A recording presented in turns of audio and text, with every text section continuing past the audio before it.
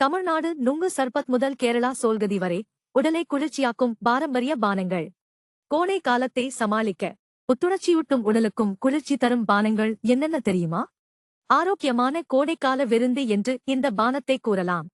மத்திய பிரதேசம் மற்றும் ஜார்க்கண்டில் பரவலாக காணப்படும் மர ஆப்பிள் என்று சொல்லப்படும் வில்வ பழத்தின் கூழில் தயாரிக்கப்படும் சர்பத் குளிர்ச்சியை மட்டுமல்ல, பக்கவாதம், அழற்சி மற்றும் வீக்கத்திற்கும் ஒரு இயற்கை தீர்வாகும்.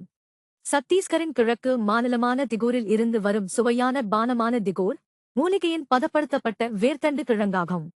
இந்த பானம் பகலில் தயாரிக்கப்பட்டு இரவு முழுவதும் புளிக்க வைத்து அடுத்த நாள் குடிக்கலாம். கோடை மாதங்களில் சூடாக உட்கொள்ளப்படும் உடலுக்கு குளிர்ச்சியை தரும் தனித்துவமான பானம் சோல்காதி.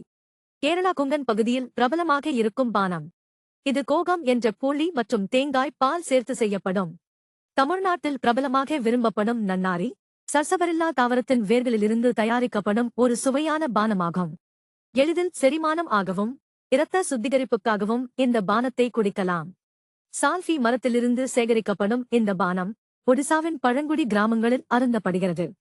ஐஸ் ஆப்பிள் என்று சொல்லப்படும் நுங்கு சர்பத் உடனடியாக தாகத்தை தணிக்கும் பானம் நாட்டின் பல பகுதிகளில் மிகவும் ஃபேமஸ்.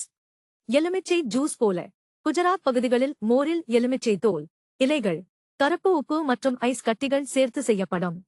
இந்தியாவின் வடக்கு பகுதியின் மையப் பகுதியிலிருந்து நேரடியாக வரும் இந்த பழங்கால கோடைக்கால பானம் ஜம்மு காஷ்மீரில் பிரபலமாக உள்ளது.